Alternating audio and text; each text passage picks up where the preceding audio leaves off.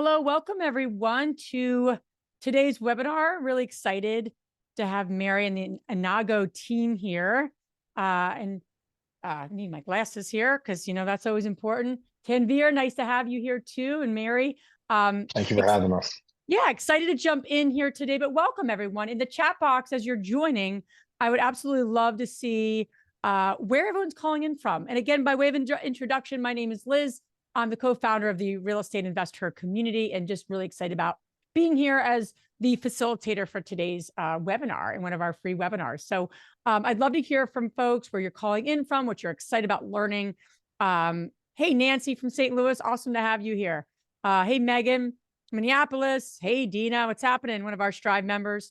Very cool. Great to have everyone here. So something we really hold dear to us is that we love to start on time. We like to end on time. So women are very busy. They are doing a lot of different things. And we want to help you to be mindful and get connected to what you're here to do. So I'm going to share my screen. And if you're new, by the way, if you could just share that you're new, I would love to just see that because I just love when there's folks that are new and everything. So I should love to hear if anyone is new. Awesome. Thank you, Amber, for being here. Very cool. New. Awesome. Thanks for being here, Annie. Okay. So here's what I want to do. I just want to share a few, I'm sorry. Okay. I just wanted to share a little bit about our community with everyone. So you're just clear on who we are, what we stand for, and then we'll go from there. Hey, Brittany from New Jersey. That's where I'm from. Good old Jersey girl, along with me. Okay, so a little bit about us in the investor community. We have a Facebook community, just so you know, you can get plugged in. It's a free community, asking questions, getting the support you need, giving the support to other people. It's a really safe space for women that we've created. We've had about 15,000 women there. We have our meetups. I know we have one in St. Louis. We have a bunch in New Jersey. We have one in San Diego. Hey, Cindy, nice to have you here. So we have meetups across the country. We have them in Canada as well. So please get connected with your local community.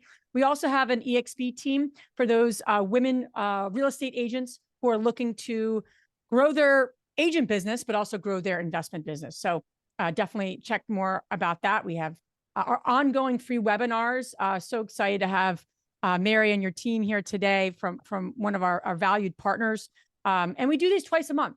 We do these twice a month, either with investing, business, or self-care, one of the three topics. And it's always strategic, actionable, and you leave. I always ask the question, what one thing did you learn? What one thing are you going to do differently?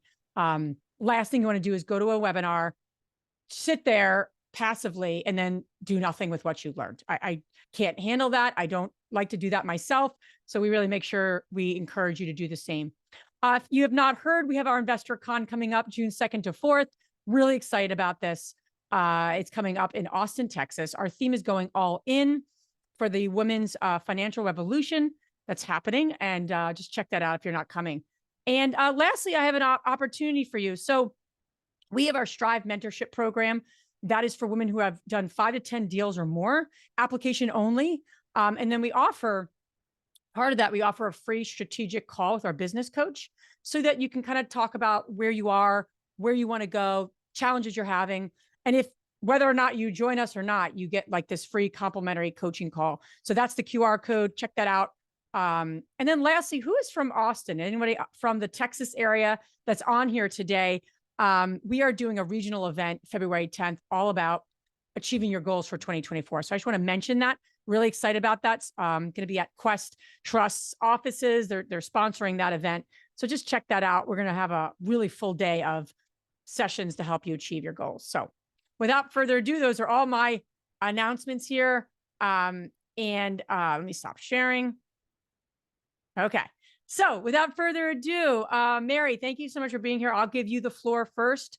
But yeah, Innago is a company that we started working with. They're one of our preferred partners. Really excited about today's webinar. And I'm not going to keep talking. I want you guys to have the floor.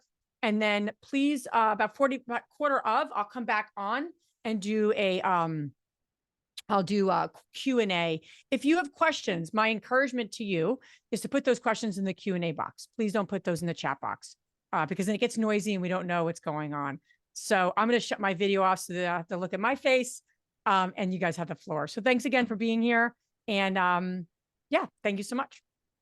Thanks, Liz. Yeah, so Tanvir, I think you're going to pull up the presentation. While you're doing that, I'll just make one quick comment. So as Liz mentioned, I know the idea is to walk away with some actionable things that you can do. And I really hope that you guys get that out of this presentation. So I think a lot of the things that we're going to go through are going to be very actionable. Some of them are maybe a little bit bigger in scope, and some of them are really simple, quick things that you can be doing to, again, maximize your profits. So I'm hopeful that you can take away at least one thing, but hopefully even more as we go through this. So I'm going to kick it over to Tanvir. He's going to start the presentation, and then I'm going to come in the second half and walk through my section. Awesome. Thank you, Mary. Thank you for Liz. Thank you for having us today. Really looking forward to this partnership this year. And as questions come up, please put those in the Q&A. We'll go through those the last 10 or 15 minutes of the presentation today. Before we get started, a little bit about us. Mary has been a real estate investor for over 5 years. She's also a house hacker. She has properties in Cincinnati and then also in Chicago. And then for myself, and then she just joined the Innago team last year as our marketing manager. And then myself, I've worked with Innago for over 6 years. I'm a real estate investor as well with my wife. We have 4 properties personally, and then I have 8 years of real estate investment experience as well. So we will share some of the Innago experience today and some of our own experience. All right, so what is Innago, right? So we are a property management software. We really differentiate ourselves. Our mission is to make renting simple, accessible, and affordable for any size landlord and their tenants. So what we'll cover today, high level, just adding new revenue streams, fees to charge tenants, ways to increase rent price, how you can reduce general expenses, how to minimize financial and utility costs, and then last but not least, tips to limit turnover. All right. So I'm going to start off with increasing revenue. And before we start off, one thing that we want to just let you know that Mary and I, we definitely have personal experiences that we're going to share today. So some of these experiences we're not saying these are solicited by Innago. These are just our experiences from one investor to another, just like you guys. So please take that into consideration when we say these things. These aren't by the book. These aren't written by Innago. These are just our experiences that we're going to share with you, obviously, because our work life and our business life kind of go intertwined. So without further ado, let's start talking about increasing revenue. So first thing is adding revenue streams. So the first item that's going to pop up here is cleaning services. And it's kind of funny, over the weekend, I went to one of my properties and I took a look at it and it was not cleaned the way I liked it. The tenants kind of trashed the place, to be honest with you. So proactively, what I should have done is because I get every property professionally cleaned. It's a really nice feature to have. And then the nice thing is what I usually do is I pass on our cleaning team's contact information to my tenant. How this helps is now your properties will get cleaned on a monthly basis by the professional cleaner that it's already familiar with the property. You can say, hey, by the way, if you are going to use them, you already have a relationship with the cleaner. You can say, I want to get the fridge coils cleaned, make sure the air filters are changed, things like that. Just common maintenance that'll help you improve the life of your property. So I didn't do that. But now that we're coming to turnover, about 30 days out, I did give my tenant the cleaning services team. I said, hey, I'm going to use these people at the end of the month when you guys move out. So if you want to get ahead of the 8 ball, you guys, instead of taking out a deposit, you can have them clean the house before you move out. So that's something to consider with cleaning services. Next up is storage spaces. So storage spaces, nowadays people have a lot of stuff. Tenants are becoming a lot older than maybe our parents' generations or the generations before us, where now people are waiting to buy a home. So that means that they have Christmas decorations, they have golf clubs, they have winter sport activities, and they need a place to put them because obviously they don't want them to sit in their living room or the spare bedroom every day. So renting out storage space in your properties is a great idea. So if you have an apartment building and there's an old basement or something like that, you can use that to put up some cages, turn that into storage spaces. What we usually see is people rent those out to 50 to $100. It just really depends on the market and the space that's available. So that's always a good idea. Hey, Tanvir, I just want to jump in quickly on the storage spaces, because this one I Sure. find to be, of all the added revenue streams on this page. I think this one, more than anything else, is just such an easy win for landlords.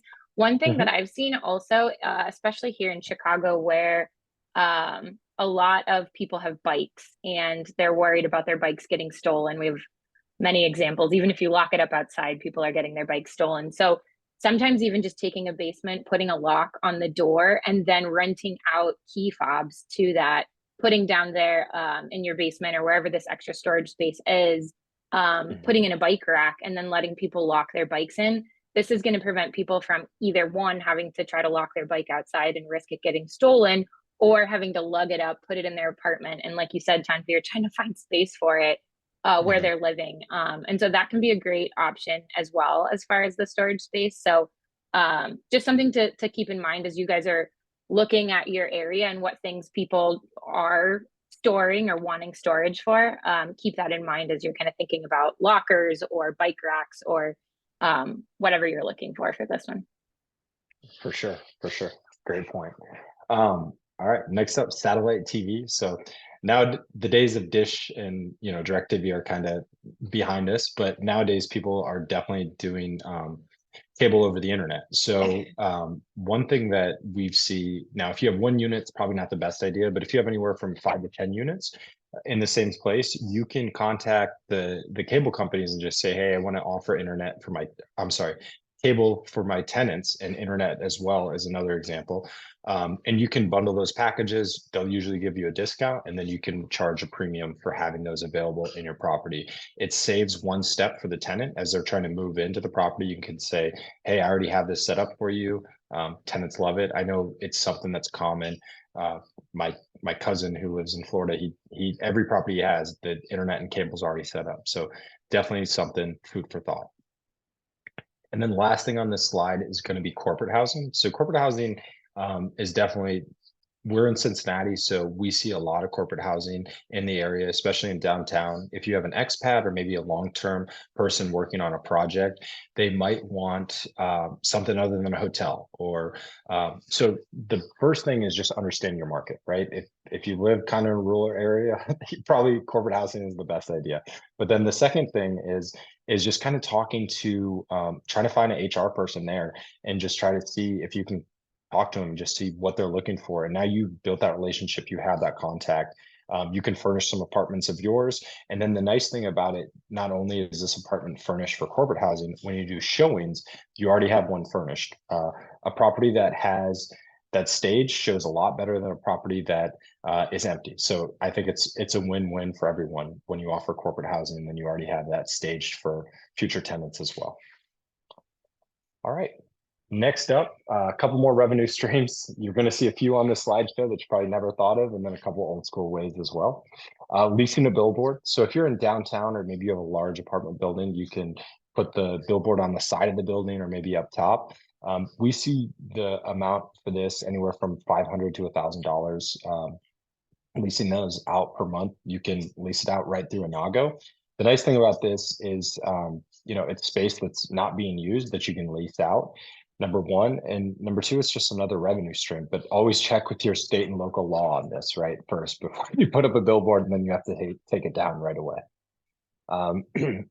Next up on the list is leasing a cell phone tower. So last year we saw 5G come into play, and I know within a year or two, 6G is going to come into play, and there's going to be a need for somewhere for these towers to go. So if you do have high buildings where towers can be attached to, or if you have space on your property where towers, where you're open to leasing towers, it's definitely a great way to add another revenue stream to your property. Last two kind of old school ways. Coin operated laundry, and I think implementing vending machines. These kind of go hand in hand. With coin operated laundry, if you have a common area, so that storage space that we were talking about earlier, you can add in these. You don't have to buy a brand new washer and dryer. You can look on Craigslist, Facebook Marketplace, and you're able to find these used. And you can see anywhere from $100 to $200 of additional income per month from these. And then with the vending machines, you can find those used as well.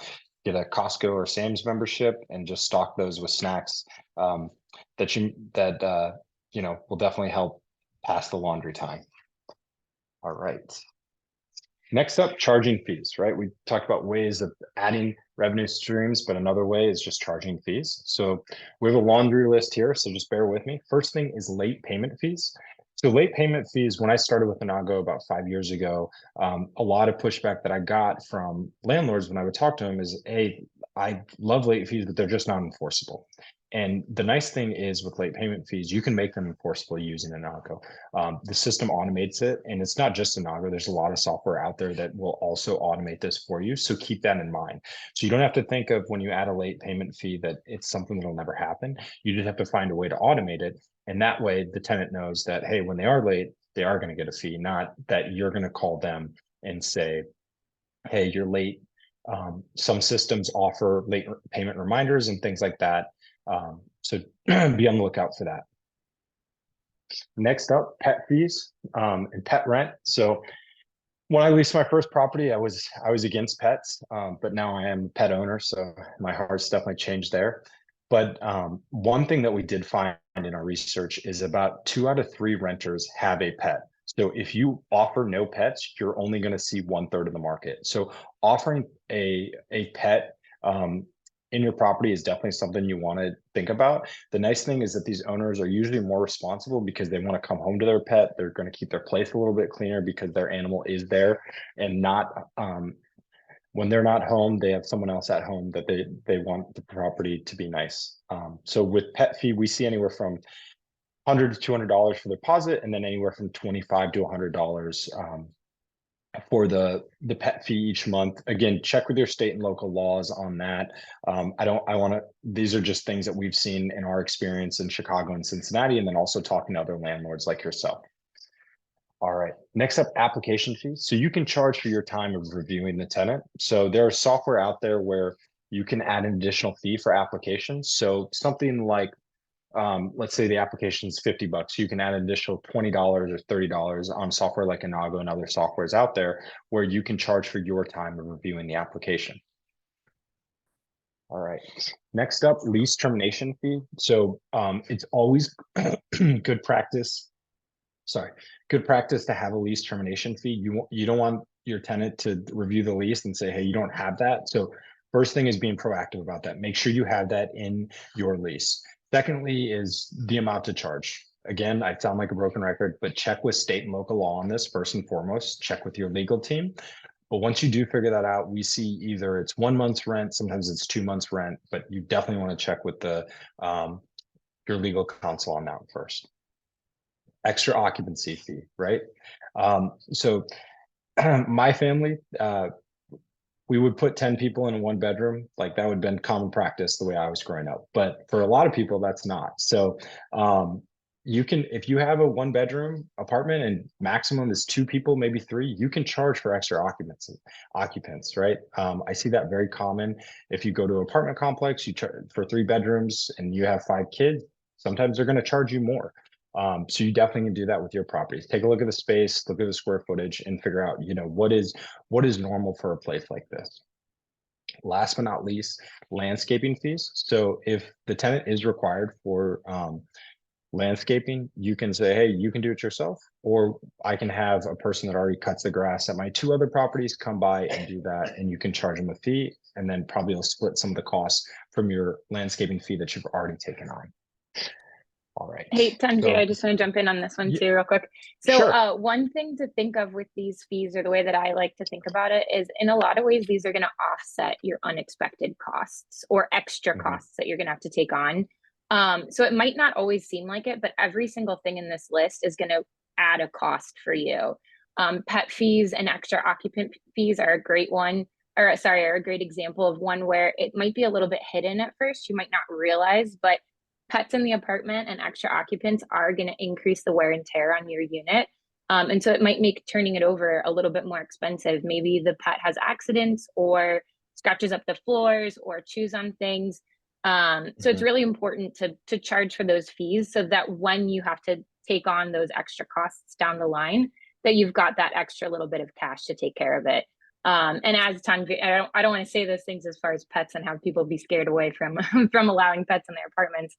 Because like Tanvir said, you open up the pool to a lot more individuals if you do allow for these things. But just remember that you can charge extra for some of these extra things that are going to cost. Absolutely. Absolutely. All right. Next thing here is increasing rent prices. We always want to stop here. This is not collusion. Okay. This is just thinking of items that are out there online and understanding those when you do look to rent out your property. Okay. So we want to just reiterate, we're not telling you to collude. We're just telling you to look around on the market and figure out, are you charging the right amount of rent, right? So the first thing here, use online resources. So the property that I was giving an example for today, that I need to get the the cleaning team in there for, it's $700. I'm charging $700 a bedroom, but I did some research online and I saw there are places down the street charging $900 a bedroom, right? So for me, I was like, okay, maybe my market rate right now is too low. So let me bump this up to 800 or 850. And even if I have it at 850, now I have some wiggle room. Let's say the tenant wants to lease the place for 18 months. Now I'll say, hey, I was going to charge 850 a bedroom, but I'm actually going to charge 775. So things like that definitely are out there that you can use these online resources, whether you look online, places like Zillow, or you hit the streets. Still, every time I drive around, there's always a for rent sign with a phone number, right? That is still an old school way of marketing that works time and time again.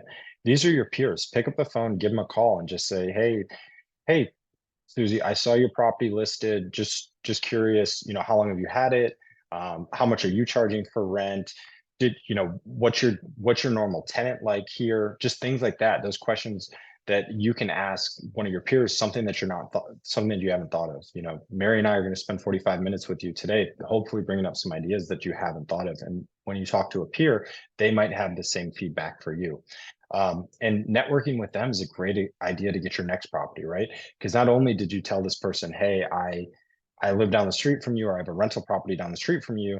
Now that person knows, okay, well, if I'm ever trying to exit the market or get rid of this property, I have someone that might be interested in it because they're already familiar with the area. So take advantage of things like that. And then the last thing is creating price tiers, right? If you have Class A property, and for that example, you can get $900 a bedroom, that's great. But maybe you have some Class B and some Class C, and you set the market cap on there $600 a bed or $700 a bed. It's once you start creating pricing tiers for each of your properties and understanding, where your wiggle room is, it's definitely going to help you get these properties rented better, understand your tenant demographic, and hopefully lead to the property not being vacant. All right. So just kind of reiterating this here, evaluate the market. Are other ways that you can increase your rent price, improving the existing property, right? Is it a 2-bedroom, 1-bath, and the second bedroom is really large and they don't really need that much space in a rental, like maybe an older master bedroom, and you can add another bathroom. So now instead of it being a 2-bed, 1-bath, now it's 2-bed, 2-bath. So instead of maybe a couple looking at this place, now it's 2 individuals looking at this place because their main thing was they each wanted their own bathroom. So things like that to improve your existing property definitely help. Implementing high-tech features. So things like a Nest thermostat that will turn on and off when you're gone. That'll help lower utility costs, whether you take on the utility costs or the tenants take on the utility costs. It's definitely something that's helpful. And last but not least, invest in green technology, right? Green light bulbs, maybe solar panels, depending on where you live, things like that. Those are things to consider because definitely as we see the market shift in the US as a whole, green technology is definitely something that's really taking off. All right, so that's all I had. I'm going to turn it over to Mary, and she's going to talk about reducing costs. Thanks, Tanvir. Our running joke right now is that Tanvir gets to do the fun stuff. He gets to tell you guys about different ways that you can increase your revenues, and I have to do the not so fun side of the equation, which is how do you cut back and reduce your costs, which is just as important if you're thinking about your profits, but maybe not quite as fun as the ways to add some revenue. So you can go ahead to the next one. All right, so first up is lowering your utility costs. So you can switch to the next slide as you're doing that. Just 2 things to keep in mind with this. There's 2 different ways that you can really think about lowering your utility costs. One is going to be reducing your monthly bill. especially if you're the one that's actually covering those utilities. Now, some things you might not cover and the tenant's responsible for it, but there are going to be certain things, whether it's communal areas or maybe you cover electric for the whole building, or water is often, I know in Chicago, landlords cover water. And so keep that in mind. If you're responsible for the monthly utility bill, this can be a big one to try to reduce that. The second piece is the actual appliance itself. So you want to increase the longevity of that appliance so that you avoid those costly bills for as long as possible. So things like having to replace your furnace or replace really any of your appliances. Those are things that are costly. And if you can make those, your furnace life last that much longer, it's just going to help you again from an overall cost perspective. So couple of suggestions here in the list. So Tanvir already mentioned the green appliances, so I won't spend a ton of time on that. The only thing I would add there is, as he mentioned, this is becoming more and more popular. So use it as a marketing tactic. If you're doing this, feel free to put it as part of your listing, or when you're walking people through the unit, tell them like, hey, this is a green apartment. People love that kind of stuff. And so use it to your advantage if you are already doing that. The second thing, insulating your windows. So this can be a great way to help with things like, I'm in Chicago, and so I'm thinking about heat mostly. And you've got a couple of different options, especially if you've got those older wooden windows. And they're going to range in terms of their effectiveness, but also their cost as a result. So your most expensive option is to replace the windows. And typically we would recommend upgrading to vinyl. I know some of you might have that wooden window aesthetic that you're going for, but vinyl is going to be better insulated, and it does last about twice as long as the wooden windows. The downside of this is that it's expensive. So this can cost you anywhere from several hundred to thousands of dollars to replace those windows. So the good news is that we do have a couple other options that maybe aren't quite as costly to do. One is that you can look into resealing your windows. This is going to typically cost a little over $100 per window, and this can help again with trying to better insulate. And then the third option, which is really going to be the cheapest, is that you can put plastic up on the windows, and this does help to insulate those windows. I know I personally was worried about that. We've got plastic on some of our windows in our units, and I was worried about the aesthetic and if it would turn renters away.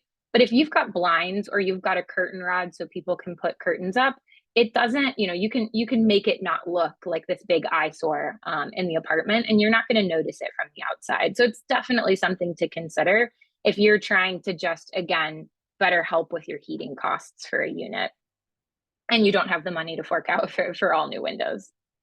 The third one on the list, the changing the air filters. I have to be honest, I think of everything on this list, this is probably like the lowest hanging fruit and possibly the most important.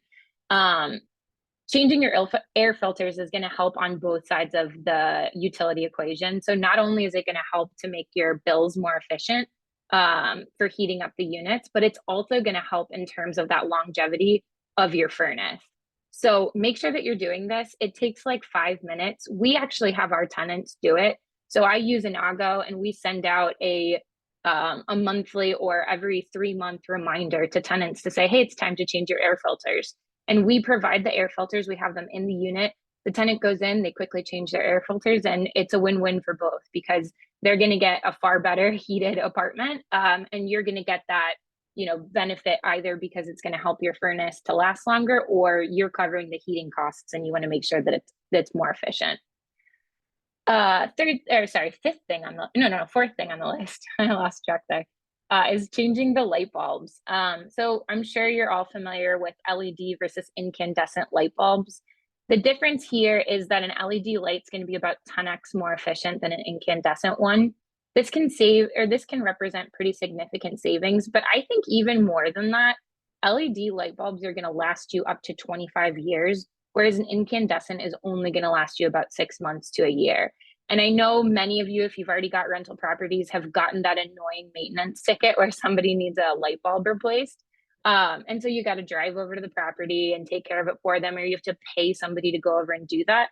So do yourself a favor, switch over to LED light bulbs. This is a great activity to do during turnover. And hopefully you never have to deal with this, especially not during the duration of that person in the unit. So this can really just save you some time and energy in addition to overall costs.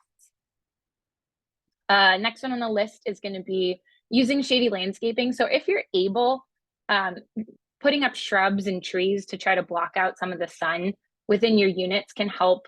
Again, I'm in the middle of winter, so it's hard to imagine, but there are times when the sun is so hot that it's hard to cool down the apartment. And so putting up some of that shady landscaping can help with that. And then the last two on the list here are specific to water heaters.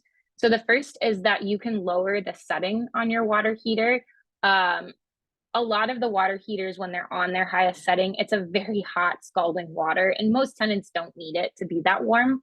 So you can lower it down a little bit. And if you're worried about your tenant feeling like they've been gypped in terms of the hot water that they're getting, you can always reach out to them and just say, hey, we made a couple changes on our water heater setting. Are you noticing any differences? Most likely they're not going to respond. But if they do and you need to adjust the settings again, then it's an easy fix to do. Last on the list. We're not telling you to ahead, turn the water heater off though. Like the Buffalo Bills did on Sunday. So they lost the game and they turned the water heater off for the visitors.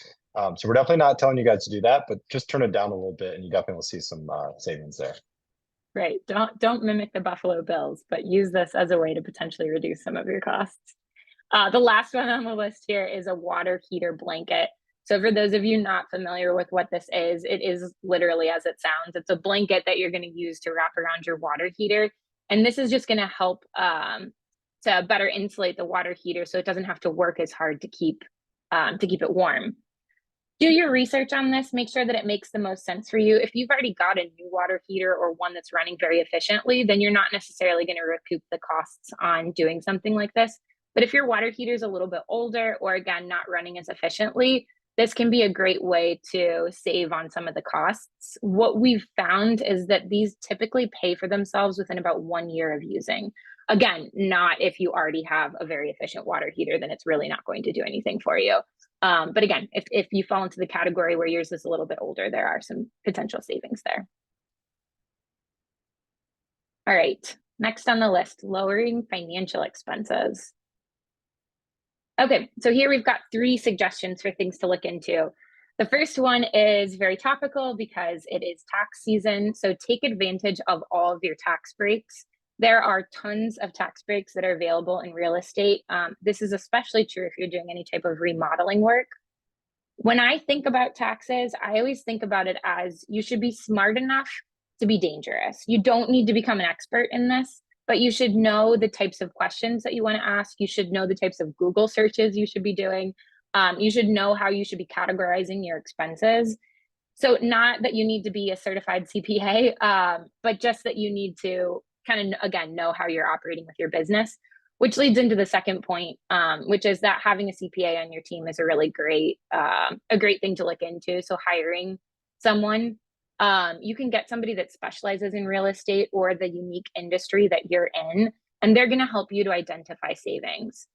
Even more so than this, they're going to give you that peace of mind that if you were to get audited by the IRS, you've kind of crossed your T's and dotted your I's and done everything that you need to do from a tax perspective.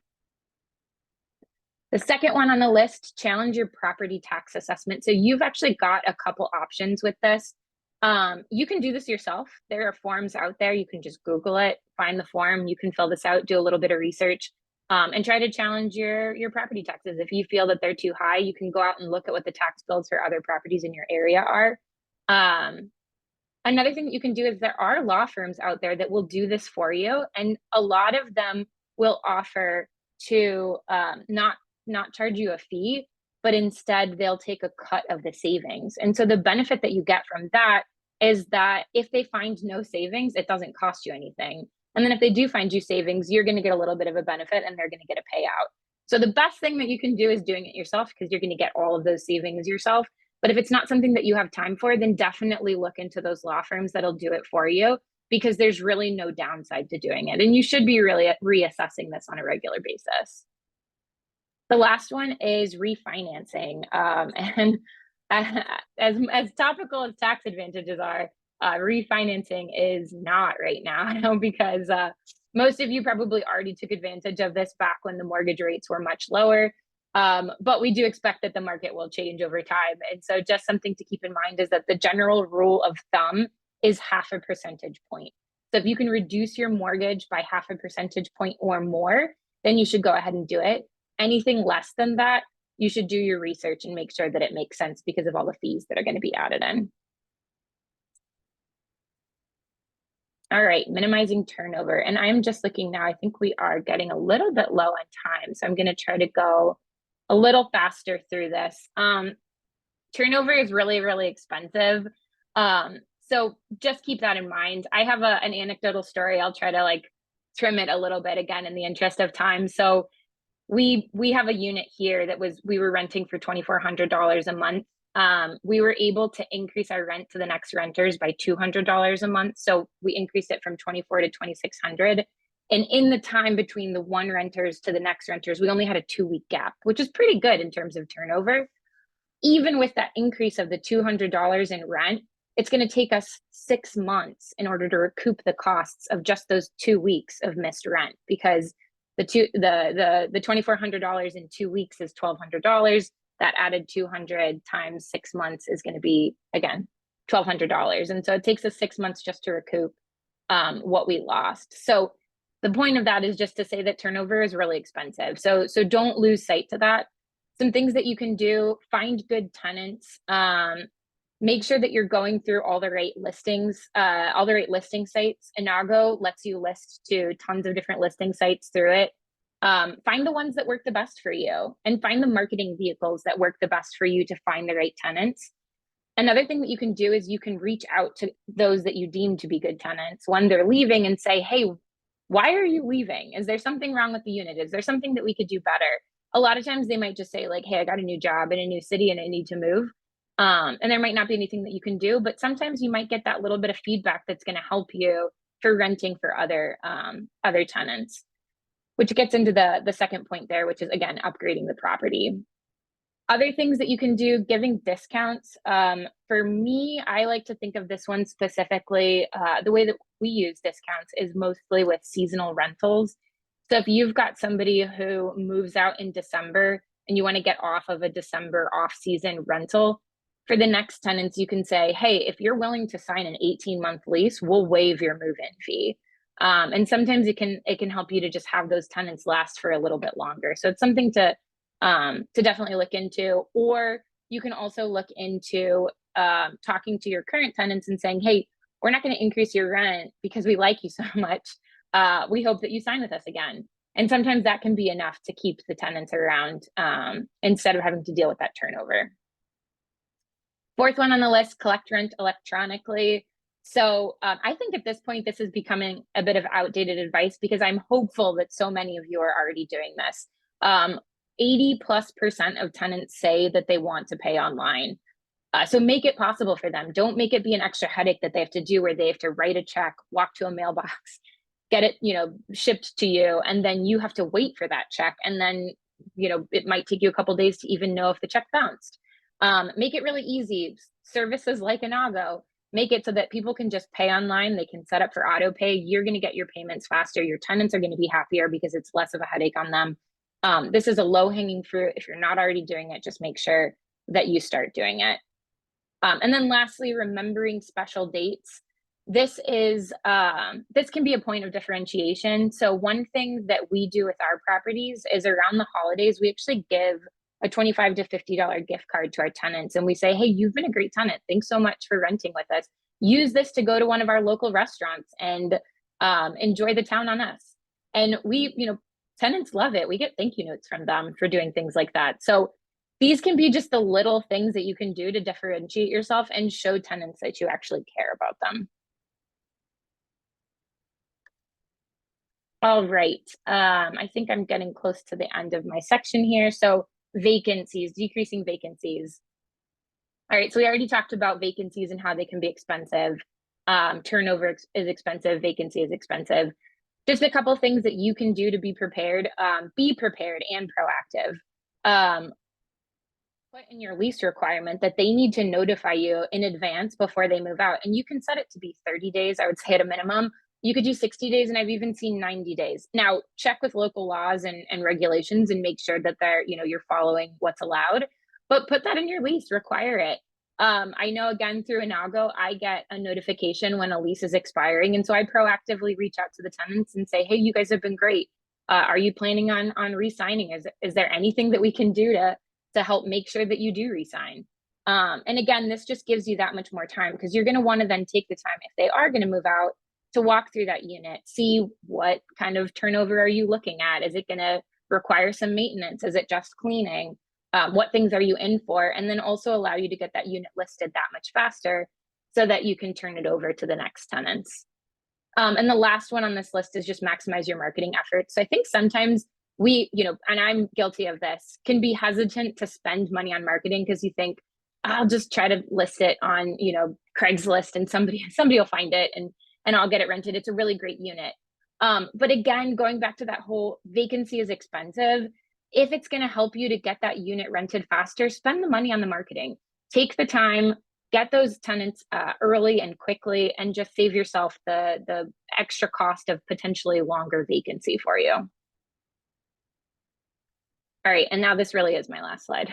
This I know. Okay, so the last thing here, the only thing I really want to touch on this slide, because it's a little bit of a repeat of what we've already talked about, is managing your own property. So we highly recommend that you take the time to manage your own property, at least to start. Now, you might decide that it's worth the 10% of your monthly rent to hire in a property management company in the long run. But you're going to learn a lot if you start by managing the property yourself, and it's going to help you to work with those property management companies that much more. There's also, again, not to continue to sound like a dead horse, but there's companies like Innago out there that make managing your properties that much easier, and it's going to save you in the cost. So definitely look into doing this. You go ahead. Real quick, Mary. Yep, you said 10%. So industry average that we find is 8% to 12%. So she averaged it 2 and just went to 10, but it can be anywhere from up to 12%. And I mean, now with inflation, I'm sure it'll get up to 13 to 15%. So that's a lot of your monthly revenue that you're going to lose to the property management company. Yep, definitely. And some of the, that cost savings you can be using back towards some of those other things that we've already talked about, looking at updates to the property to help get that much better of tenants. So again, something to just really make sure you're thinking about. And then finally on the list there, choose the right property management software for you. So property management software is going to save you a ton of time and money, and it's going to give you the control that you need. Tanvir and I both not only work for Innago, but we use Innago. And so that's our preferred property management software, but find the one that works the best for you, use it, and it's going to make managing your properties that much better. With that, I'm going to transition to Tanvir, who's going to do just a quick plug on Innago and what we offer. Okay, cool. Thank you, Mary. Awesome. And before you do that, I just encourage everyone to please put your questions in the Q&A box. We'll knock those down as soon as we can. All right, thank you, Liz. Yeah, real quick about Innago. I know we've talked about it a lot, but what is it? So we are a totally free to use property management software. We focus mostly on the tenant management process. So what that is, it's going to be the whole tenant relationship. So from when you market your property, you can screen tenants through Innago, you can sign a digital document, you can, and then tenants can sign up for renters insurance, and then you can accept online payments through the software. They can even enroll in auto pay. And then we have a mobile app for landlords and tenants as well. So you can communicate with them on the app or the desktop version of Innago. And again, we are totally free. The next question is, how do you guys make money? So we make money 3 ways, and that's charging your tenants for online payments, tenant screening, and renters insurance. And let's see if something comes up in the Q&A, I can go into pricing on there as well. But that is Innago, just our quick elevator pitch there. Awesome. Can you guys put, make sure you put the link that folks should follow to sign up and to engage with you guys? Absolutely. Yep. So that would be great. Here, Innago.com/investher. Okay, perfect. If you can add that to the chat box, that'd be awesome. And I don't know where you were 17 years ago when I started, but you weren't around. I think about the power of, because we've self-managed properties, we have third-party management companies, we've done it all, and to have a streamlined system, everyone, is really, really important, and it really saves you a lot of time and energy and money. So I love that. So All right, let's get some questions going. I'd love to get your thoughts on here. KD, you're asking, how would you suggest working with a property manager to implement these? Well, I'm wondering what slide that was, but some of these items seem fairly time insensitive. Coin laundry, vending machine, and I can't do as an out-of-state investor. And before I forget, please put the link in the chat box so everyone can just click on it and make it really, really easy before we do that. I just don't want you to forget to do that. No problem. So what do you think? Yeah, Tanvir, I'll let you take this one since this was on the adding revenue slide. Yeah, no problem at all. So yeah, these are all just ideas and suggestions. Obviously, you don't have to do all of them. Out of state, I wouldn't recommend doing coin laundry and vending machines because obviously that would be really time consuming and you don't want to travel to put 50-cent chips in a vending machine, right? So, but there are other advantages that you can take that you can do remotely, like use that space for storage units or something like that, where you're going to continue to get that reoccurring revenue on a monthly basis, and you just set it up the one time while you are out of state. Yeah, and I guess I just would also add, talk to your property management company or whoever you're working with that's kind of boots on the ground in those locations. You might find that they're if this is something that you want to do, and maybe they'll do it if you're willing to split the profits for implementing something like this. So, ask them, see if there's opportunity there. But otherwise, Awesome. I think, yeah, to Tanvir's point, make sure that it's not something that's going to add a ton of headache as an out-of-state investor for you. Yeah, only thing I want to add there is that for our out of state, we used to invest only within 30 minutes, right? 30-minute radius. And then we started investing out of state. I would also say, though, think of how you can use, say, a real estate agent or somebody that could be your boots on the ground. Ultimately, property managers get paid. They're your you're a customer of theirs, right? So they're in it to help you, but they have their own business to run, quite honestly. So having almost like thinking of like boots on the ground owner's rep could be, and it could be someone owner, meaning you as the owner.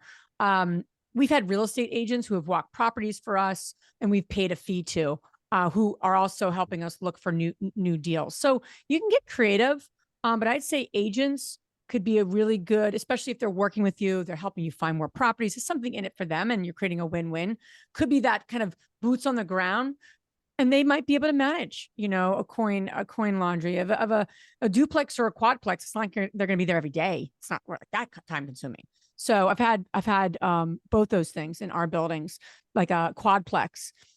Once a month is really key. So just some thought there is it's really helpful to have that like kind of owner's rep, someone that represents you, and kind of what's the incentive for them. So just food for thought there from what has helped us. Did you say what temp is a good number? I don't know what slide that was on, but I'm assuming maybe that was about the water heater. probably. Yes, I do not have a specific temperature that I would recommend for that. I would just look into it. Yep. I think it's going to depend on the model that you have as well in terms of what the settings are. So just go find your model online, see what the different settings say. You can test it out if you want, again, either by reaching out to your tenants or when you're out there on the property, seeing, what, the different settings are going to feel like. But definitely, this is something that you should definitely look into because there are opportunities to potentially lower it. Okay, great. What are the best places to market vacancies on?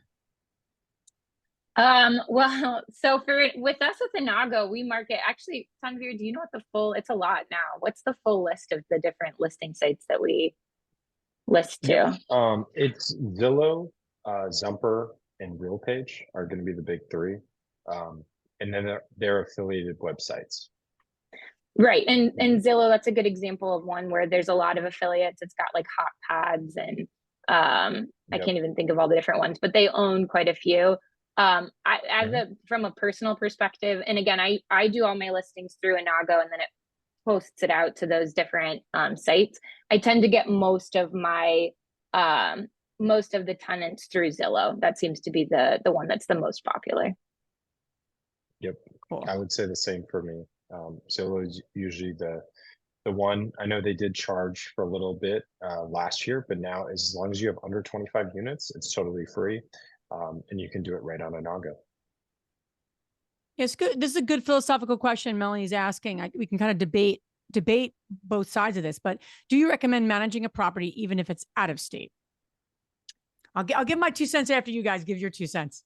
Yeah, I think your point is a good one, that this is, I think everyone's going to have a different perspective on this. And I think it goes into who you are as well. I would say, measure your risk tolerance, and your ability to manage something from afar. I actually am an out of state investor, but I have business partners that are in state, for those properties. And so I feel very comfortable because I know that even though I can't be there to cover certain things, that I have people, again, going back to the boots on the ground, I've got people that are boots on the ground there to cover it. But that's the level that I'm comfortable with. Tanvir, feel free to. Yeah.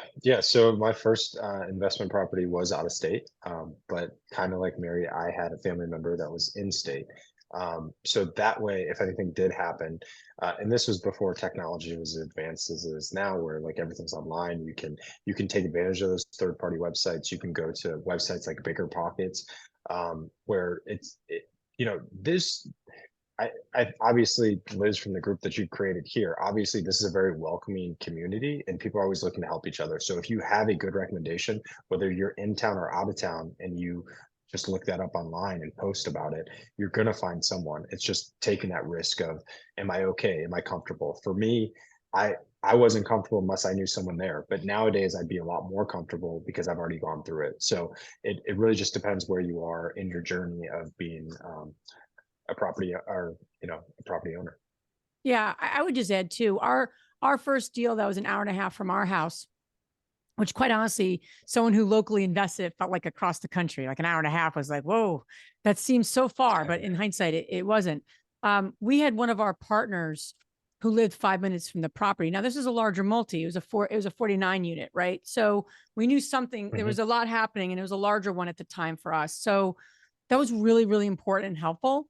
I'll also give another tip. As you get into larger multifamily, something to do with your property management kind of relationship, if you decide that and not self-manage, and especially if you're syndicating, right? You're growing your, bringing in investors and syndicating.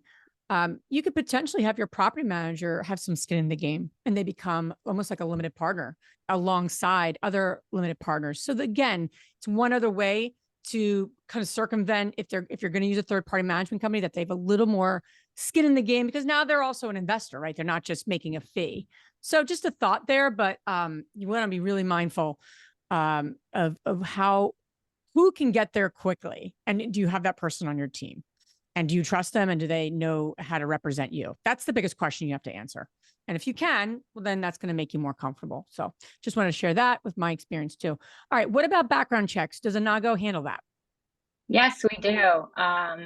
We've got, I might need you to step in on this. We have 3 different types of background checks that we handle. I'm going to let you. Okay, good. So yeah, we do a criminal check, a credit check, eviction check, and then we actually, a couple months ago, we just added income verification as well. So the cost of those are going to be between $30 and $45, depending on the background check that you select. And the nice thing about Innago is that is totally charged to your tenant. So you do not get charged for that. And then piggybacking on earlier in the presentation, where you can add an additional fee, you can add an additional fee for your time. So let's say you make it $75. So $45, the tenant gets charged $75, $45 goes to Innago, and then you take the other $30 for your time. Okay, cool. Very, very helpful. And that's so important. Okay. So pricing on pay. Okay. Wendy, you're asking pricing on payments received by tenants using Innago. So what are the, yeah. So it's free for you. So again, the pricing is all on the tenant side. If they pay by credit card, then the fee is 2.99%. If they attach a bank account and pay by ACH, then it's a $2 fee that they're going to incur. Again, that's all on the tenant side. For you, it's completely free. Great. Very cool. Eileen, hey, Eileen, just one of our Strive members. Do you have a tenant landlord apps yet? Yes, we have both tenant app and landlord app. Awesome. Okay. Did that one. Okay. Does Innago market short-term rentals? Thanks, Amber. Yeah, I think we've got several examples of landlords that use it for. We've got landlords that use Innago for a number of different things, not just long-term multifamily. Okay. The more traditional ones. So definitely, if you want to use it for short-term rentals, then Innago can support you. Awesome. And then Aurora is asking, how does this compare to your competitors? I'm currently using Guesty. I'm curious if it's a better option for me. Tanvir, I'll let you take this I'm one. sure you get that question. You're ready. Yeah. Yeah, sure. So I mean, the first and foremost about Innago compared to our competition is our price point. So we are totally free to use. And you've sat with Mary and I for about an hour today, but what happens after you sign up? Obviously, you're not going to call Mary and I for every question. So I think what really uniquely differentiates us from everyone else is we give you totally free customer support. So that team is available Monday through Friday, 9 to 8 p.m. Eastern, and then nights and weekends as well. People are on call.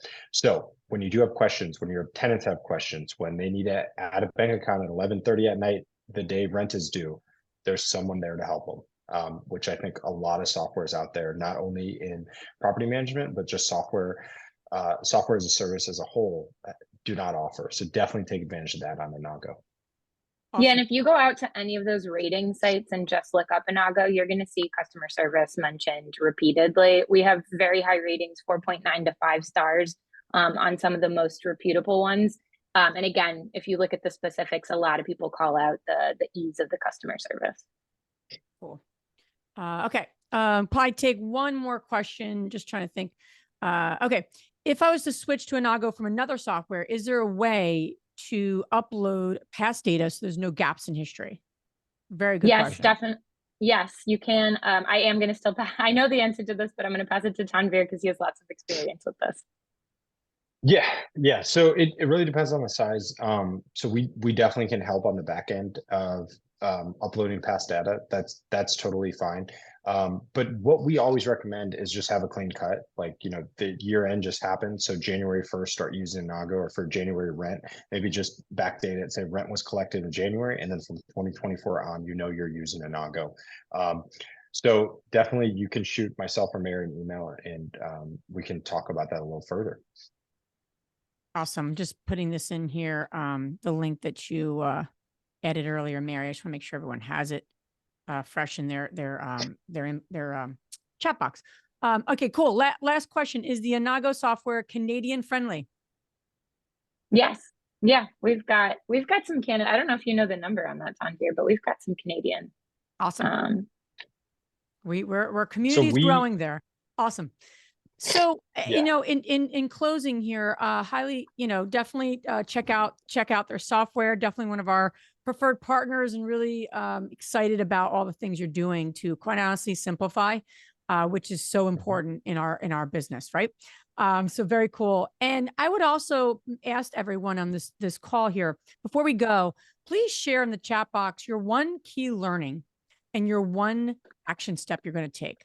Because as I said earlier, the one thing we stand on at the investor community is taking action, right? I mean, this wasn't something that, we all got together and had nothing else to do at this time. This is all about moving the needle towards your financial freedom goals. And that's what we stand for in this community. It's not about just giving you random information without any tangible action steps. So I'd love to hear in the chat box, what is your greatest learning? What is your one takeaway? Literally, what is that action step you're going to do by Friday to move the needle in your investing business? That is what we are so important. That's the most important part of today's session. Beyond connecting with Innago, of course, please connect with them. Phenomenal resources. Super great to learn that they have the capacity to assist. Yes, MTRs. She's going to sign up. Well, thank you, Gina. Appreciate that. They manage short-term rentals to do. Okay, lowering utility costs. I will supply air filters with requests to change my, look into purchasing a water heater blanket. Yeah, those utility costs can really hurt us as landlords, whether you're self-managing or not. It doesn't matter. Utility costs can really, really make or break it. I need to get my first rental. Misty, you can do it. That is why we exist, Misty. We're here for you. Switch to Innago and send air filters to my tenants. Very cool. Hey, Jacqueline, one of our Strive members. Good to see you on here. All the information's on. Hey, Liz. Okay. I'm just reading all the comments. And of course, I'm reading that. All the information's awesome. Lowering utility and landscaping costs. Awesome. Good stuff. All right. With that, we are going to end. Thank you so much, both of you, for being on. Highly recommend everyone to check out that link we included. We're going to be doing a lot of great stuff with Innago, a lot of education, a lot of value add education is what they're committed to doing for our community, which we're so excited about. So stay tuned for more. Thank you, everyone, for being on. Do that one action step is the key. And thank you both for being on. And thank you for everything that Innago is, how we're collaborating. Very, very exciting. Thanks so much, Liz. Thank you. Thank you All for right, having us. Thanks, everyone. Take care, everyone. Bye. Bye.